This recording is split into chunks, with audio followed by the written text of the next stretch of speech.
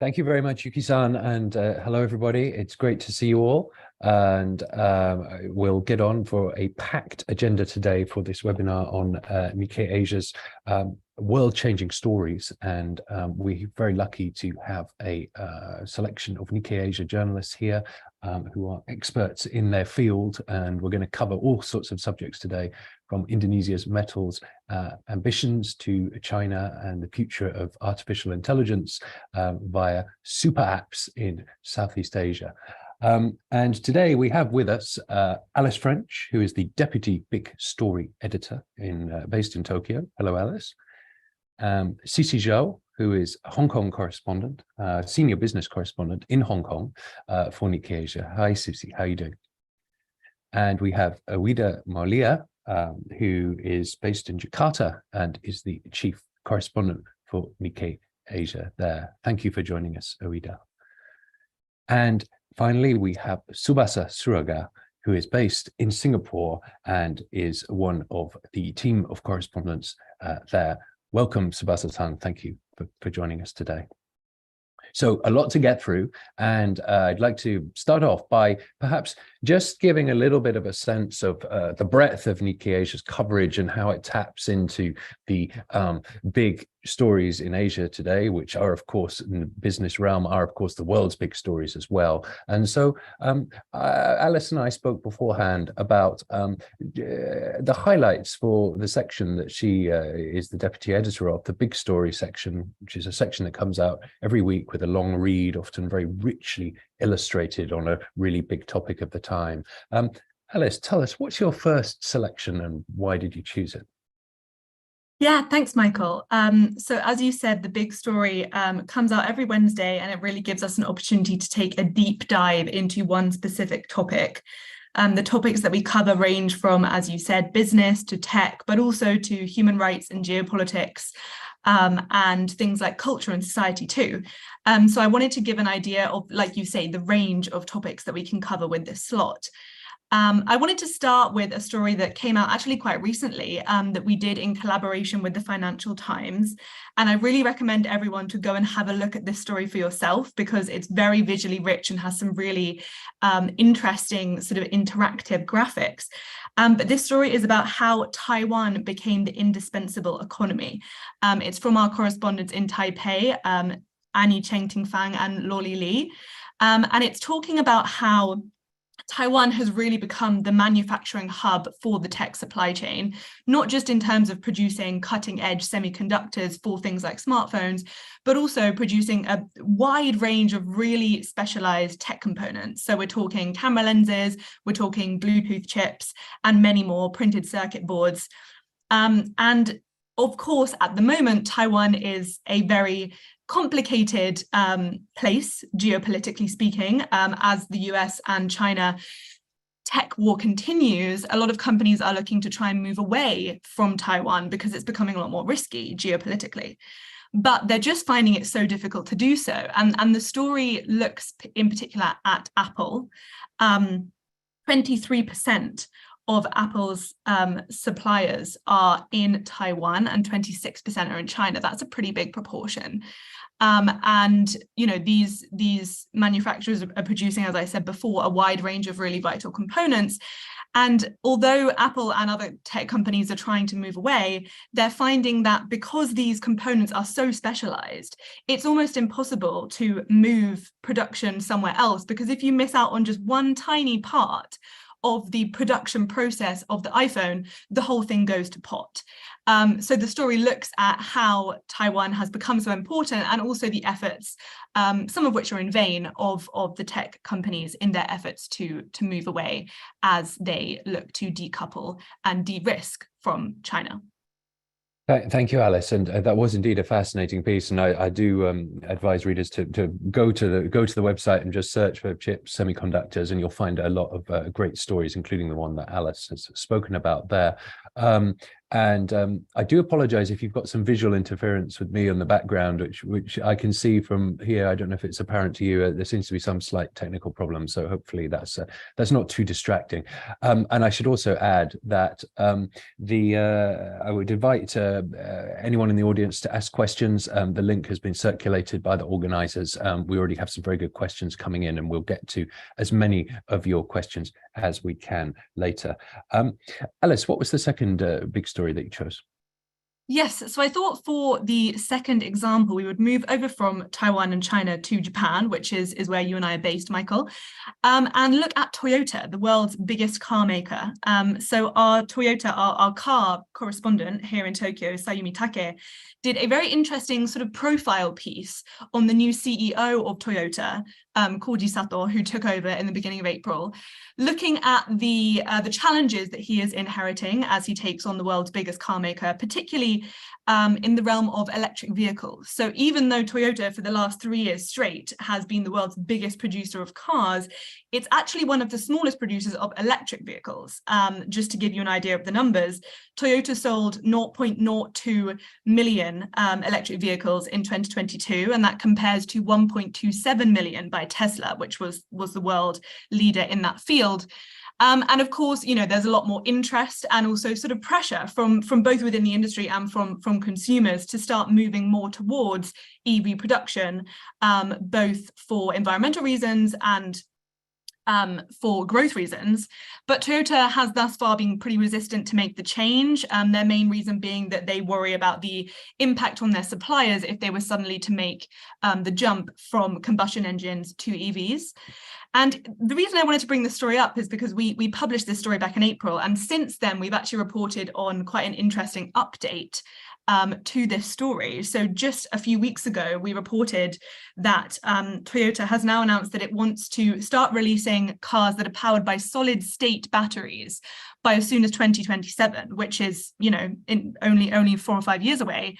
And solid state batteries are interesting because they claim to be able to be charged a lot more quickly than lithium ion batteries, which are sort of the main batteries that are used at the moment. And they can also go for a lot longer. They do also cost a lot more to make, but Toyota has announced that that's the direction they want to go down. And so perhaps the new CEO, Sato-san, is perhaps moving a bit more quickly than we perhaps expected back when we did that story in April. But I would recommend anyone to go and have a look at it because it's interesting to see sort of the state of play back then and then what's happening now. And of course, Toyota is a company that we follow closely here in Japan and something that really impacts the automobile industry across the world. Thank you, Alice. And as you say, that the story of Toyota, you know, such a massive sort of success story in the car industry, but now very much at this cusp of, you know, to how far and how fast to go with EVs. It really kind of symbolizes the corporate, the business side of that environmental transition, and so a really important company to watch, as you say. And the EVs story more widely will play into what Awida will talk about shortly on Indonesia and its mining riches. Tell us about your third big story. So I was thinking about what to choose as the third example, and I thought I would take a slightly different angle. This is not strictly a business story, but it is one of our sort of biggest big stories from the last 12 months, and it's about what we have called Asia's scandemic. So this was written by our correspondent Dominic Folder, who's based in Bangkok, and it's talking about essentially the epidemic of online scamming that has emerged from the COVID-19 pandemic, particularly in Southeast Asia. Dominic looks in particular at Cambodia and Thailand. He actually went to interview a scamming victim, but a victim in the sense that this individual who is called Kai, who you can read more about in the story, was actually trafficked over the Thailand-Cambodia border and essentially forced into a scamming operation where he would, you know, phone up people and scam them out of money.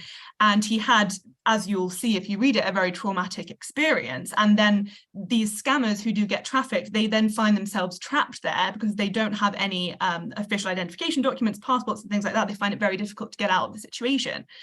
And I think this story is really interesting because not only is the COVID-19 angle is very interesting to see the impact that that's had on the scamming industry and how it's actually made it a lot worse. A lot because, a lot of people are stuck at home on the internet, and so they're more exposed to these things. And also the other aspect is what I think Sissy is going to go on to talk about, which is, of course, this all becomes a lot more relevant when we talk about AI. So our story focuses more specifically on sort of phone and text-based scamming, but obviously AI also throws up a lot of other potential risks, whether we're talking about scamming, whether we're talking about grooming, whether we're talking about different types of bias. So I think that the scandemic story, it went out at a really good time. It was kind of just before the ChatGPT boom. And I think it's a really interesting read if you're looking into the potential downsides of technological development, particularly in countries that are still developing, such as Cambodia and Thailand and Myanmar, which are spotlighted in the story. And again, there's some really impressive and interesting visuals in that story. We've got some great drone footage. We managed to get some exclusive footage and videos of the actual scamming sites. So I highly recommend anyone that's interested in that to take a look at that piece from late last year. Thank you, Alice, and I would echo that. It really was an extraordinary piece, and very easy to find on the website because it uses this unusual invented word, scandemic, and therefore if you search for that, you'll pick it up pretty much straight away. Alice, thank you so much for that great overview of some of the big stories that Nikkei Asia has done lately. And let's move along. I'd like to move to you, Oida, to talk in a bit more detail about a story that you've done a lot of great work on in the last while, which is Indonesia's crucial role in the global metals industry, and how the government of President Joko Widodo is trying to lever this both economically and politically. This is a really crucial story. Tell us a bit more about it. Why is it so important? Right. Thank you, Michael. So Indonesia is currently the world's largest producer of nickel. It accounted for half of global nickel production last year. And nickel is an essential component in long-range EV batteries. So even though there are new kinds of batteries like LFP that doesn't use nickel, but it still will still dominate the battery demand. Now, so most of Indonesia's So this has led to a lot of construction of nickel smelters in Indonesia. So currently it's still dominated for feedstock for stainless steel industry, but a growing number of nickel small smelter projects are dedicated for materials for electric vehicle batteries. With this nickel boom, so Indonesia's the number of nickel smelters in Indonesia, which probably there were just around a decade ago, but now there are over 60 nickel smelters in Indonesia. And these have drawn a huge amount of investments led by Chinese companies, such as the stainless steel giant Tsingshan and the battery giant CATL, and there have been a growing number of investments from other countries too, such as LG and POSCO from South Korea, Ford Motor from the US, and from Europe there are Volkswagen, BASF, Glencore, etc. And so following the success of the nickel ore export ban, which was imposed for good in January 2020, Indonesia wants to replicate the success from some of its other key mineral resources. So basically, all of these are intended to build value-added industries in the countries. So it will no longer be just a raw mineral exporter in order to develop the economy. So the ones drawing a lot of attention in recent months, apart from nickel, is minerals called bauxite or aluminum ore, copper, and tin. And these are all considered critical minerals in clean energy transition. Used a lot in electric vehicles and also renewable power plants. So the government originally planned to impose ban on exports of ore of these metals in June, but they decided to just move on with the ban for bauxite in June. So they decided to delay the ban on copper and tin exports for another year. Because of the ongoing construction of smelters, copper smelters by Freeport Indonesia. and Aman Mineral. Yes. Yeah, and at the heart of this is an effort, isn't it, by the government to essentially get Indonesia up the value chain. So not just for it to be a crucial exporter of unprocessed nickel and ores and ores of other metals, but to actually do the processing in Indonesia, creating much higher economic value, more jobs, more high quality jobs, and so on. And it's a very bold effort. How's it going? I mean, and can it work? What are people thinking about its chances of success?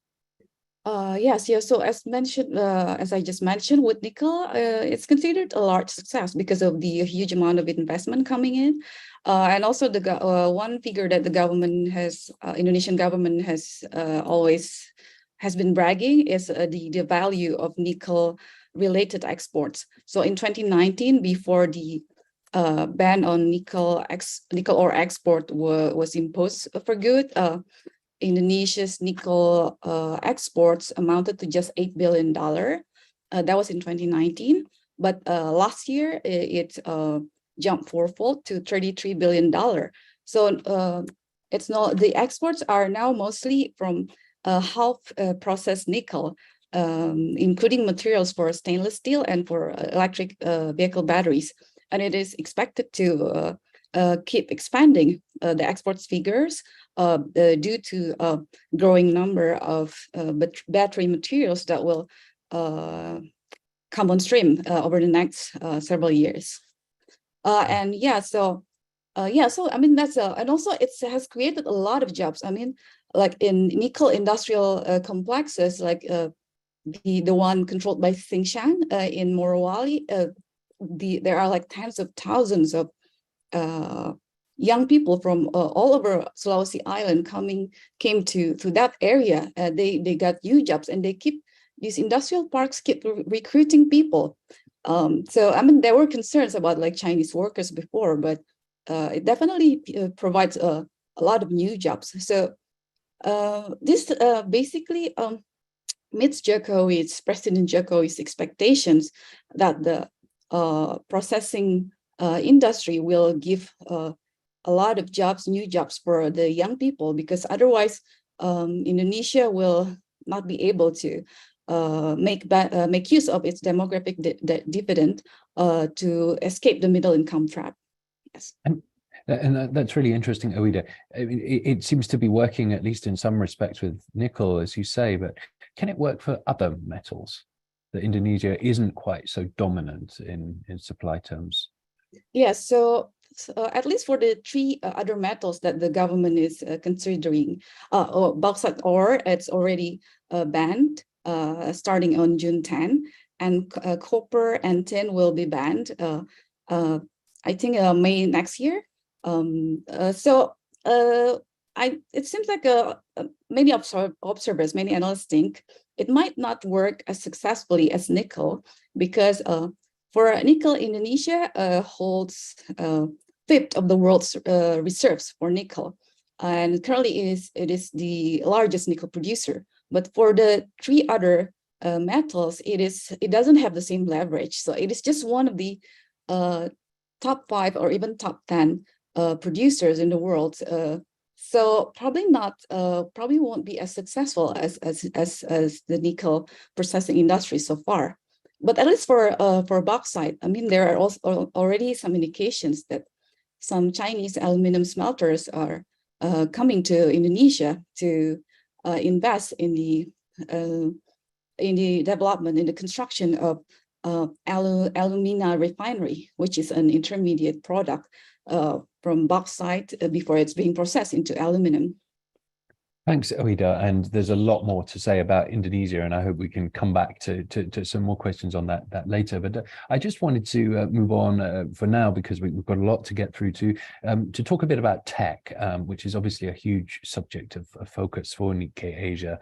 And to turn to you, Tsubasa-san, you've covered from Singapore the rise of Grab and other super apps very closely. And, these are companies which created enormous investor excitement about the huge consumer markets they could tap in Southeast Asia with its hundreds of millions of people and maybe beyond too.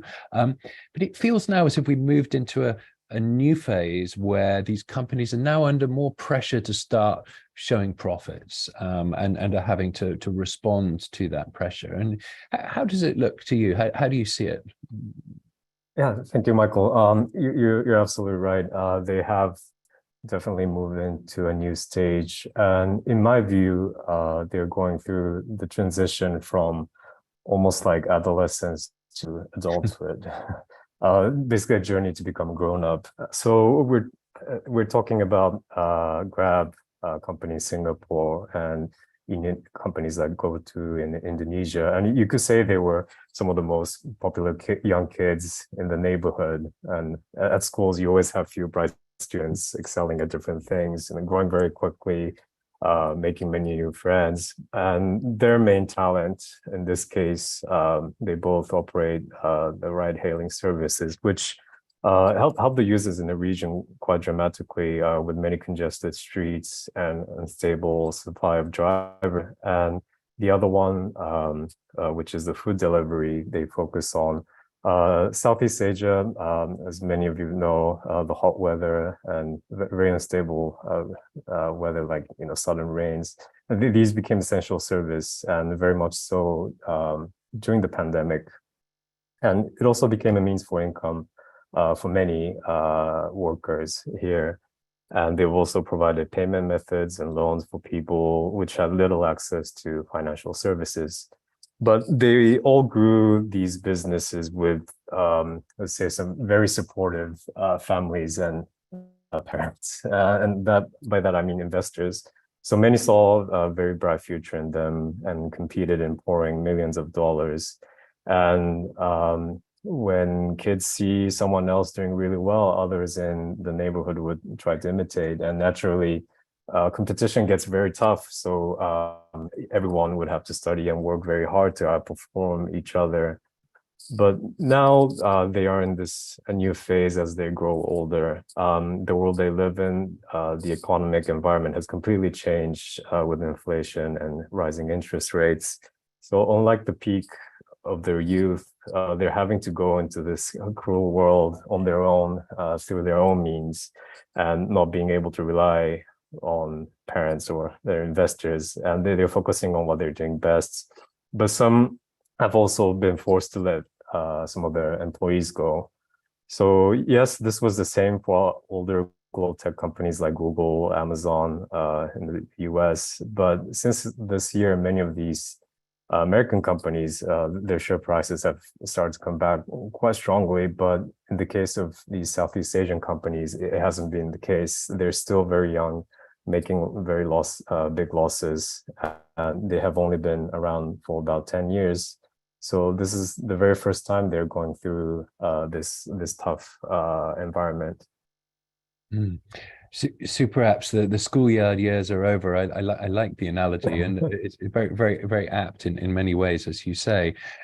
So the big question now is, as they hit adulthood, can they make those profits? And if so, what are the signs of how they're going to do it? Which of these companies, which types of companies are likely to succeed? Yeah, so the answer is yes, they will be profitable. Still, it will take many more years. Based on net income, they're cutting a lot of costs, but and they are narrowing losses, in fact, but they're still making hundreds of millions of losses every quarter.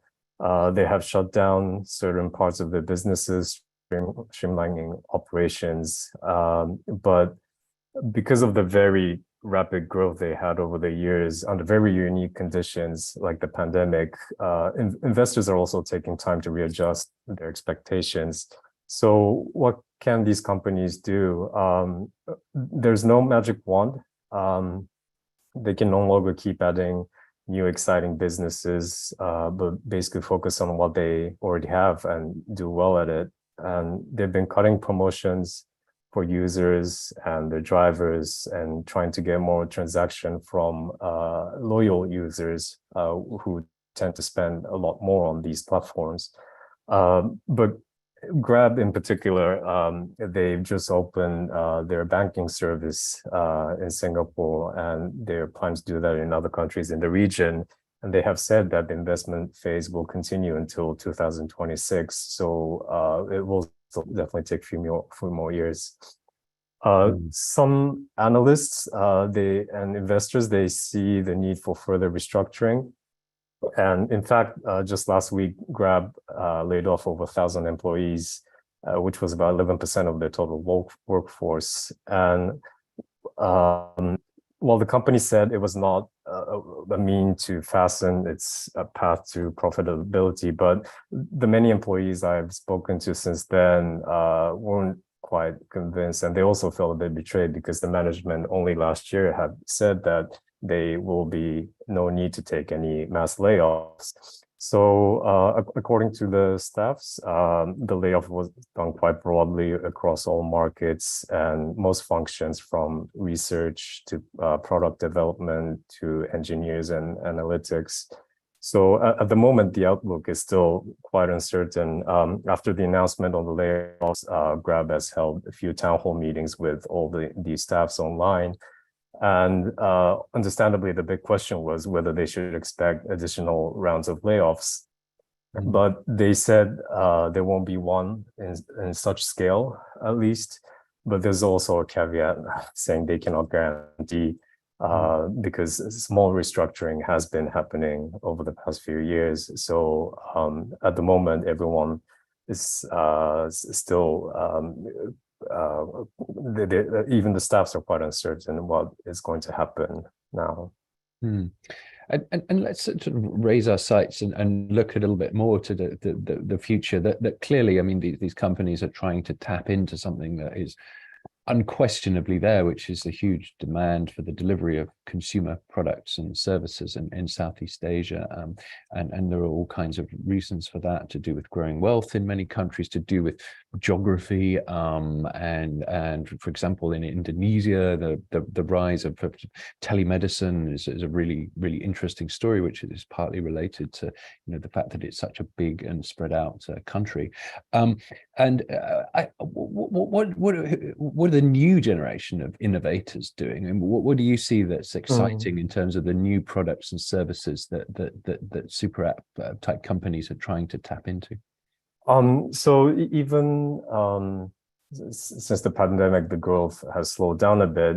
E-commerce is still very strong, so all these related industries are growing very strongly. So let's say logistics as well. There's a big Indonesian company called GNT Express, which is expected to go public. So this is a big unicorn company. So with the adoption of all these online services, many of the industries have begun to digitize quite dramatically. But I'm quite skeptical whether we would see another new type of so-called super apps, where they tend to focus on very different services on one single platform. I would expect a lot more companies to tend to focus on certain industries, so like healthcare, as you've said, and excel at it.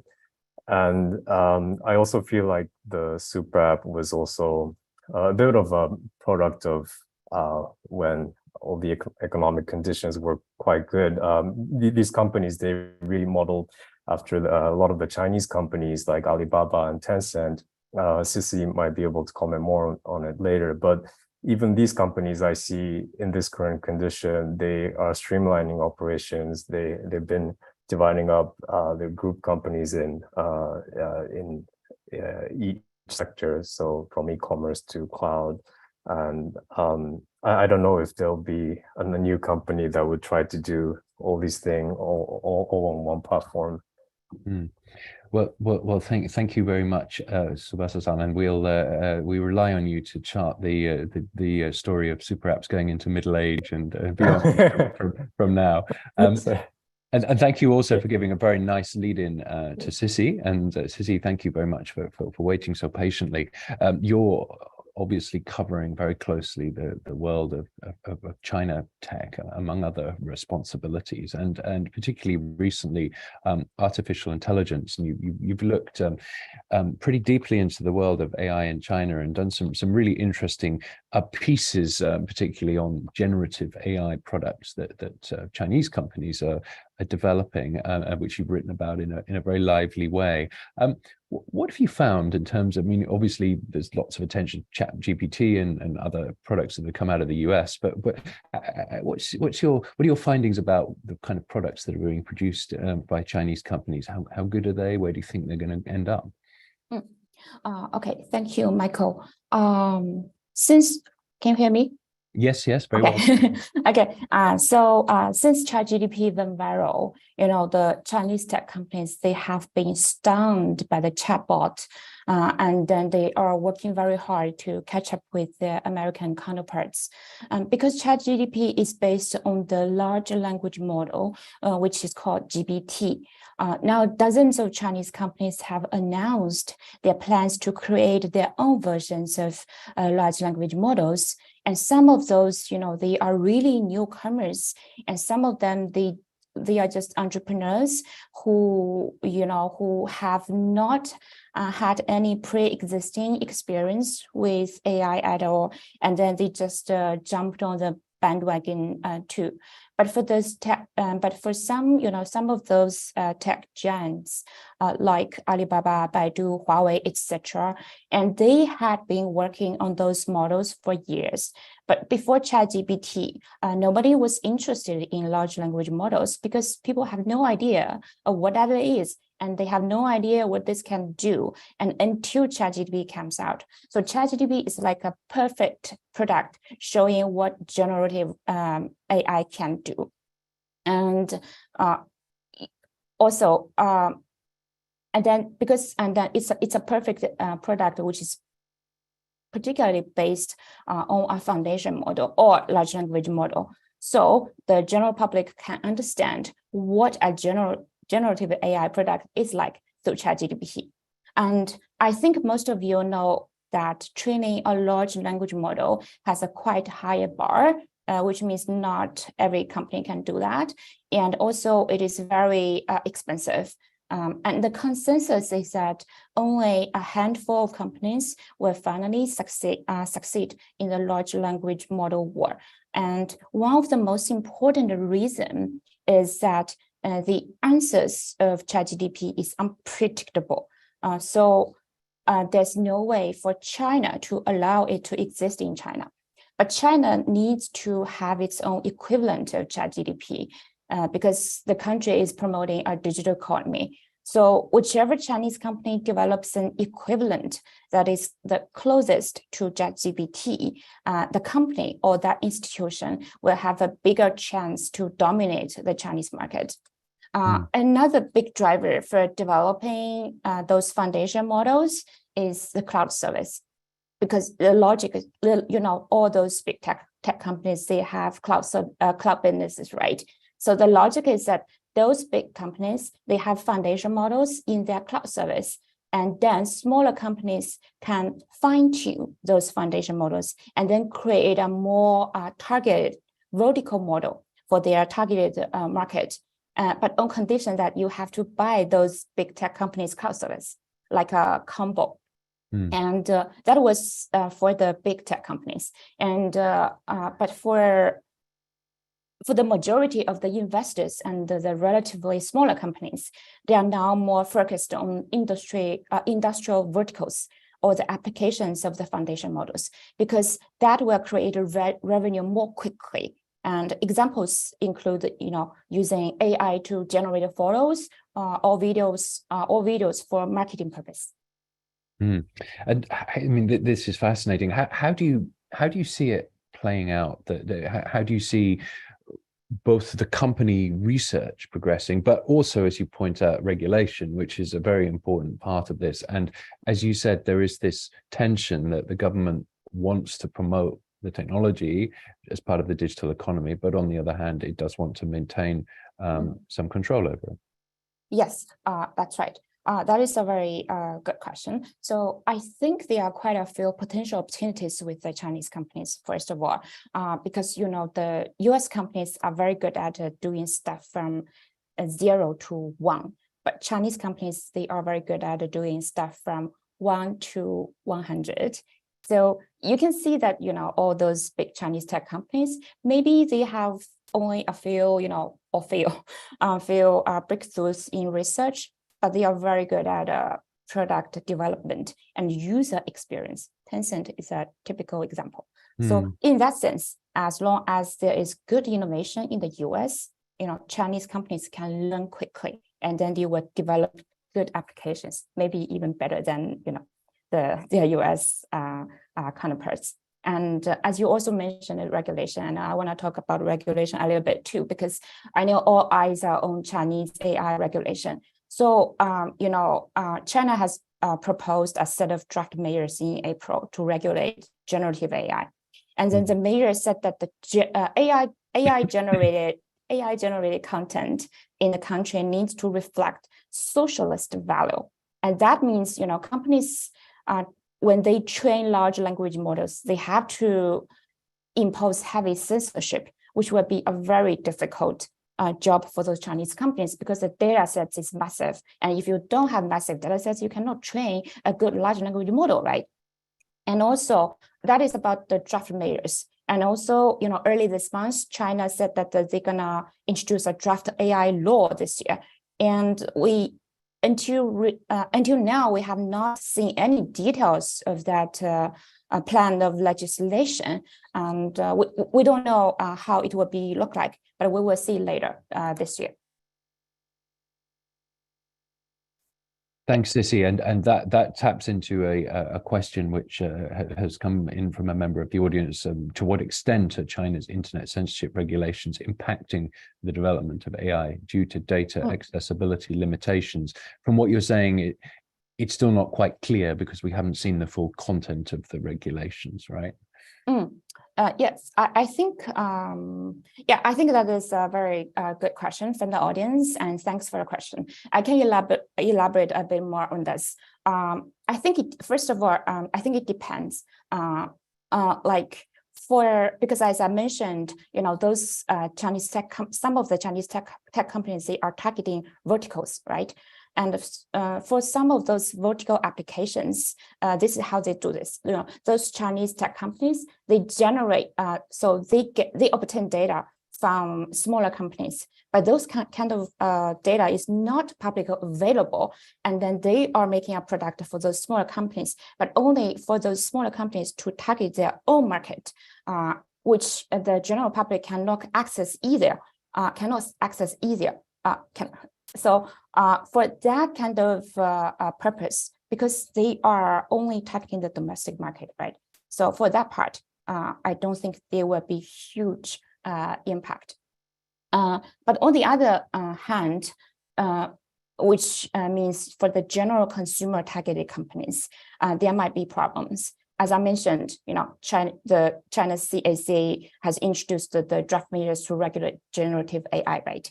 And then I'm not sure how many of the audience they have, read through the draft measures, but based on my conversation with government advisors and AI companies, the biggest concern for them is actually about one particular provision in the draft measures, which is about that generative AI providers should be responsible for the training data sets.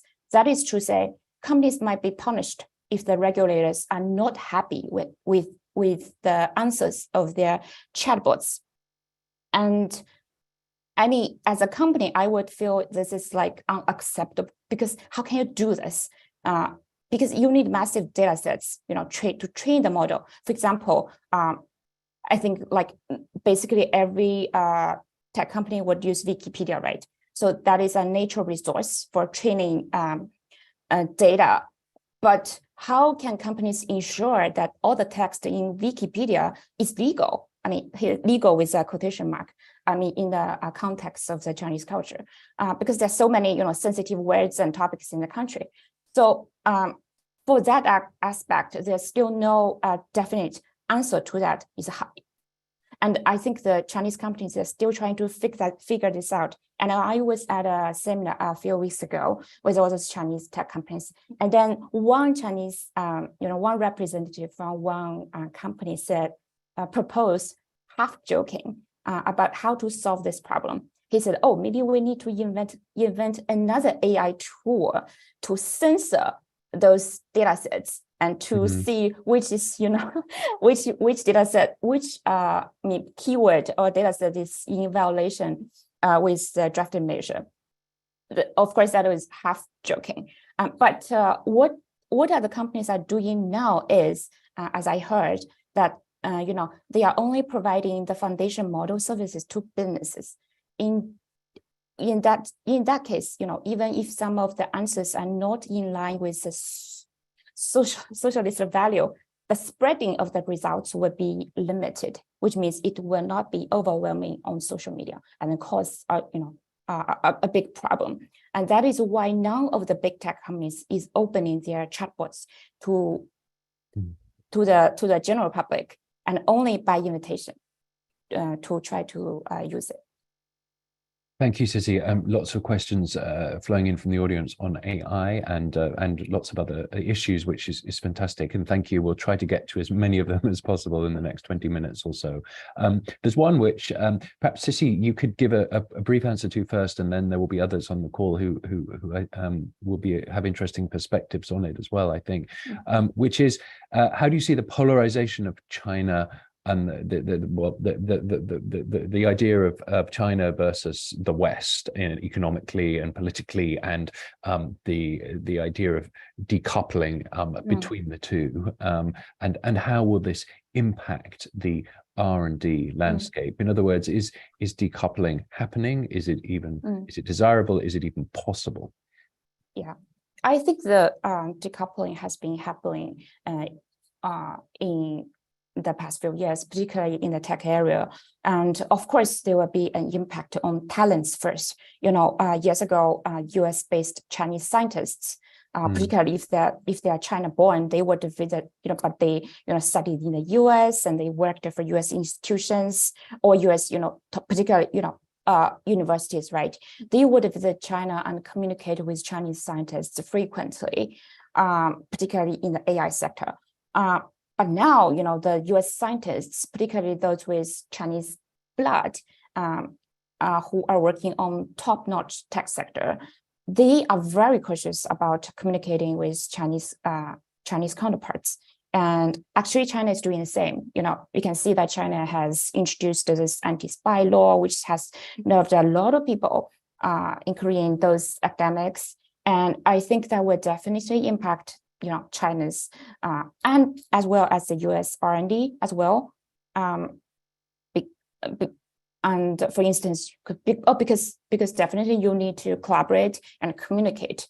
And for the impact on the AI area, we know that generative AI is all about algorithm, computing power, and data sets. For the short term, I think geopolitics may have limited impact on R&D in terms of computing power, because computing power is about chips, right? So big, as we've reported before, big Chinese companies, they have stockpiled enough chips to develop their foundation models in the next maybe 2 or 3 years. But the impact will get bigger as time goes by. And also in terms of algorithm, a lot of Chinese companies developed algorithms on previously public papers, such as the one published by Google in 2017, I think. And that one has, been widely used by Chinese companies as a base to develop their algorithm. But as decoupling widens, just imagine if US companies choose not to publicize their findings, and then I think that there will be big problems for China. Thank you, Sissy, for that fascinating perspective. And I mean, one of the interesting things about the decoupling story is how varied it is, I think. And Alice, I'd like to turn to you, because one of the major themes of the semiconductor story that you started off talking about was about this triangle of interdependence that has developed on chips between China, the US, and Taiwan, and that this, in other words, any kind of decoupling hurts everybody. So if that's your policy, then you need to be prepared to take some damage yourself. I mean, can you tell us a bit more about that? Yeah, well, exactly, and interesting actually. I was speaking to our colleague Annie in Taipei about this last week, and she actually recently travelled to the Netherlands to speak to the executive vice president of ASML, which is the most sort of cutting edge chip producer in the world. Chip equipment, particularly. Equipment producer.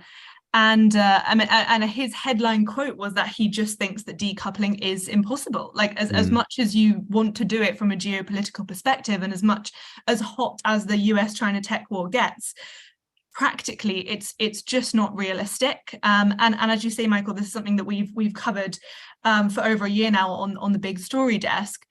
I think particularly when we talk about chips, we actually did a story last year about showing how the resilience within the chip supply chain is actually kind of a myth. So this idea that, for example, American companies could start to onshore their chip production is a nice idea in theory, but when you actually look into it, when you actually look into things like labor costs, manufacturing costs, time, just the sheer amount of time and training that it takes to onshore these sort of production processes, it's just not realistic for a company that's looking to keep growing.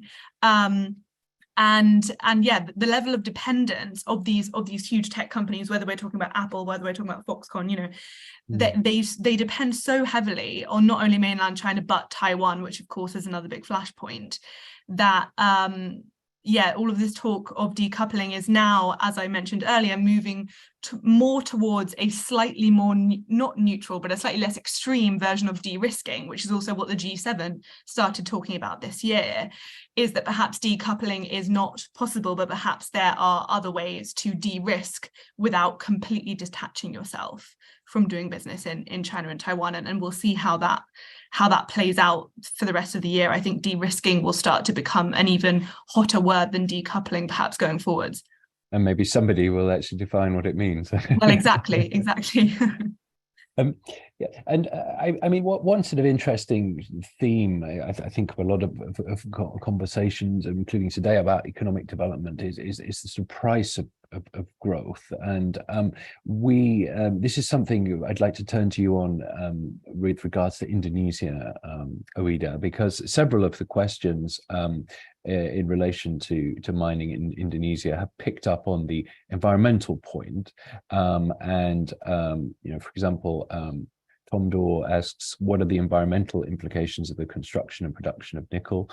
Rio Oeki says, Indonesia still relies heavily on coal for energy production, although the government has taken multiple countermeasures to fight climate change. How do current global green initiatives impact Indonesia, both positively and negatively? And Ajay Gundecha says, are the nickel developments in Indonesia involving private sector developers and capital, or is it mainly SOE government developed and funded? So yeah, quite a lot of really important questions there. But on the environmental point of view, how is the government handling that? Both the coal dependence and the fact that obviously any metal mining industry is inevitably polluting. Yes, thank you, Michael, and thank you for the questions. Yes, that's true. Environmental issues is a very huge thing, also emerging issue in the nickel processing industry. We actually had a big story last year about that, discussing lengthily about these environmental impacts, focusing on the Morowali project, which is currently the biggest nickel processing project in Indonesia. There are dozens of companies there, mostly from China, but partnering with Indonesian companies. So anyway, yeah, that's true. So the environmental issue, because Indonesia for power, for electricity generation still relies heavily on coal. And like these smelters are power hungry, they need a lot of power. And so far, all these nickel industrial parks are still mainly powered by coal. But actually, due to these rising environmental scrutiny over the past year, the good thing is there are growing awareness among them, and there are growing plans. They are planning to build renewable power plants. For example, the Morowali Industrial Park, they're planning to build a huge solar power plant, and also another part of Sulawesi Island, they're going to do that too. And also the Harita Nickel on Obi Island also planning I think 200 megawatts solar power plants. So there are, amid these climate pressures, there are efforts now to replace the coal power with renewable power plants. But unfortunately, we haven't really seen the result yet. I mean, probably it will come on stream in the next few years. But I mean, there's at least I see seriousness, because like, for example, one of these Indonesian nickel companies that had an IPO this year, they are under a lot of climate pressure, and they're currently in talks with their off-takers in Europe, the European EV makers, exactly how to solve these environmental issues. Because electric cars, electric vehicles all over the world, and the electric car makers, they probably they refrain from getting directly involved in nickel production or cobalt production, which are controversial.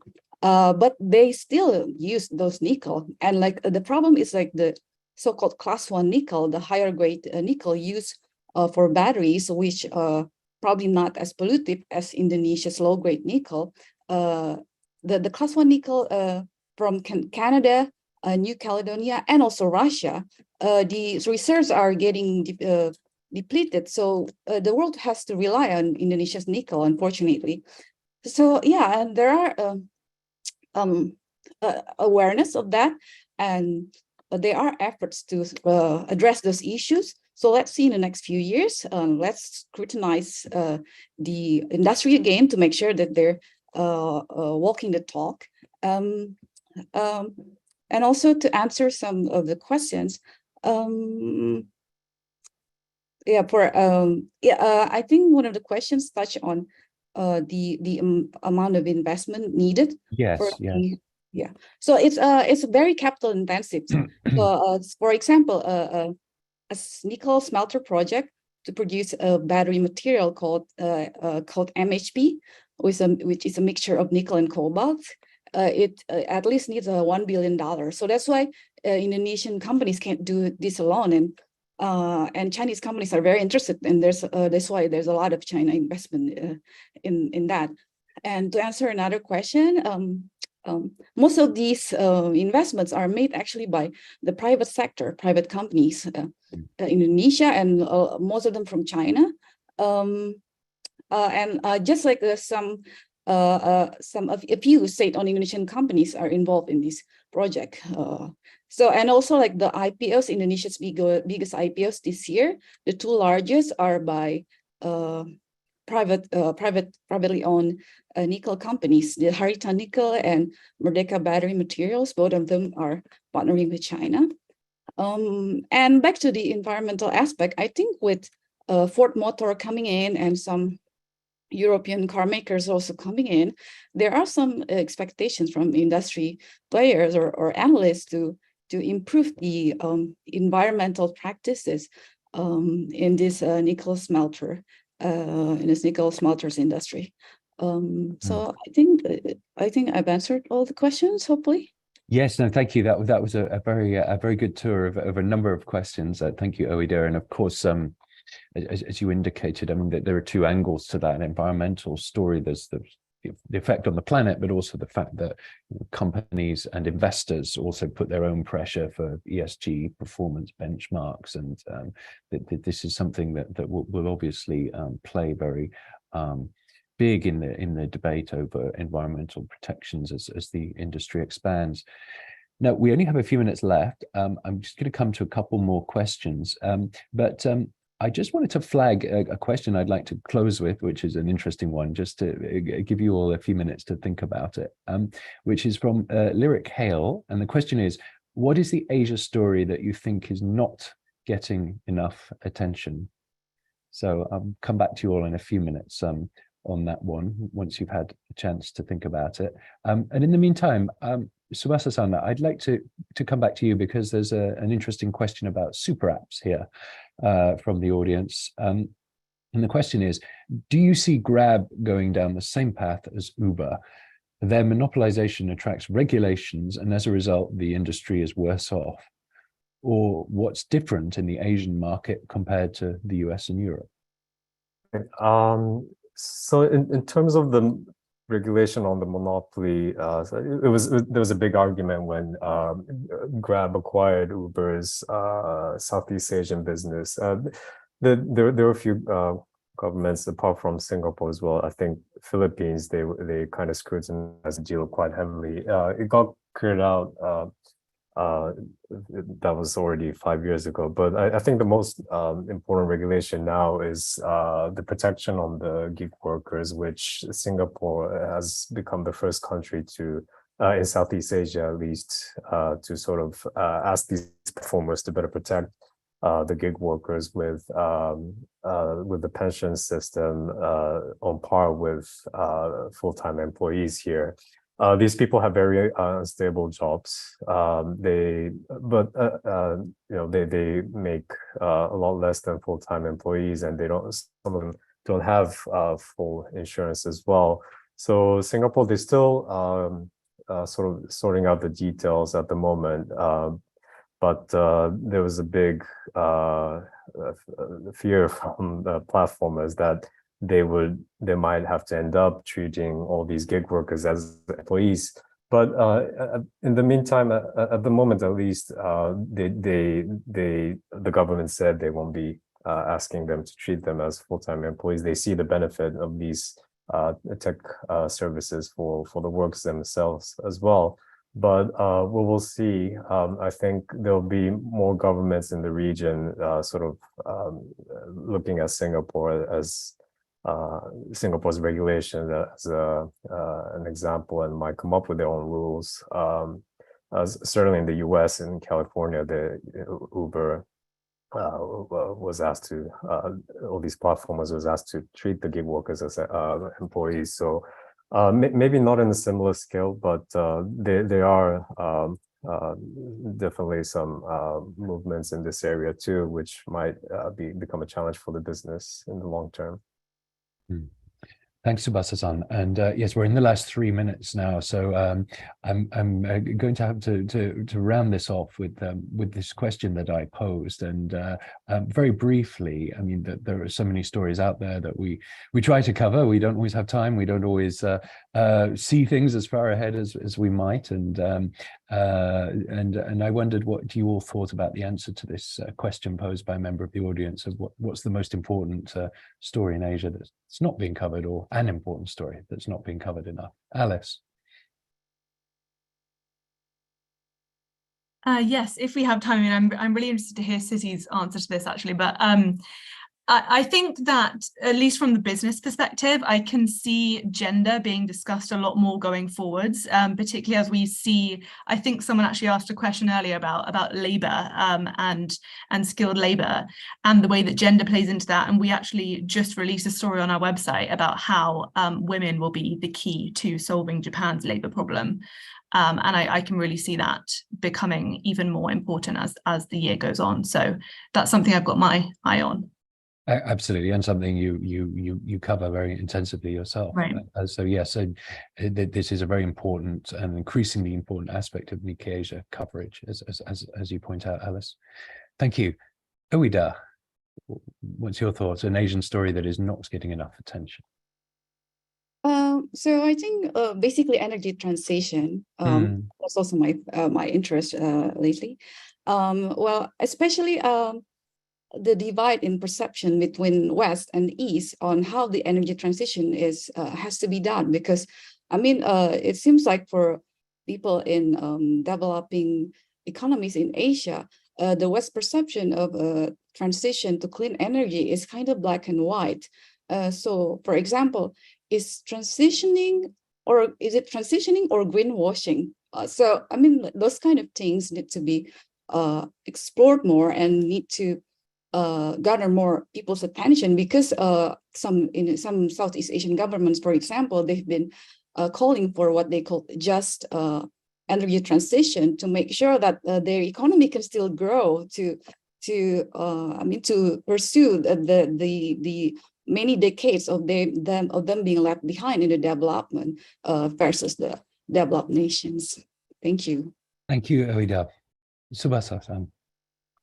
Yeah, labor issues similar to Alice, but more on the foreign labor. So Southeast Asia, there are many foreign workers from blue collar to white collar. I think these stories from these people, I think there's a lot more that could be told, and it's something that I hope to work on a lot more. Yes, and this is another very good point. Demographics, obviously a huge story around the region, in China very notably, but also in many other places. And we do find that our stories on work and migration for work are some of our best read, and so this is also an increasing focus of our coverage. Thank you, Sebastian. Sissy. Okay, because I mainly focus on reporting China, like everything happening in China. So, but as a reader, I would like to read, more stories from those less high profile countries, because I know all eyes are on China. But that leads to another question, which is, if our readers are interested, I think, like, for me as a reader, I would like to read more stories from countries like I never visited, who are, or even marginalized. I would like to read that kind of stories. But yeah, but because we are subscription based, I'm not sure if our readers want to see more of them at all. Thanks, Sissy, and yet you raise another excellent point there, that apart from our network of staff correspondents, we do have many regular contributors from around Asia, and from Turkey to New Zealand. Is our very sort of broadly defined coverage area, and of course we do also have correspondents in Europe and the US as well, and we tap into the broader Nikkei network, which has correspondents, of course, all around the world. So if you want to read about a particular place, please do come to the site and plug it into the search function, and you may well find what you're looking for. Well, we've gone over time by 2 minutes, which is the sign of a good discussion. So I wanted to thank you all very, very much, both panelists and members of the audience, for tuning in to what's been a very stimulating conversation. And please, members of the audience, thank you very much for your questions. And please consider taking a minute of your time to fill out a short survey that the organizers have already talked about, so we can choose topics in future for these similar events that you're interested in. The link is in the chat box, and the QR code on the screen. Thank you very much again, everybody involved today, and have a great day wherever you are. Goodbye. Thank you. Bye. Thank you.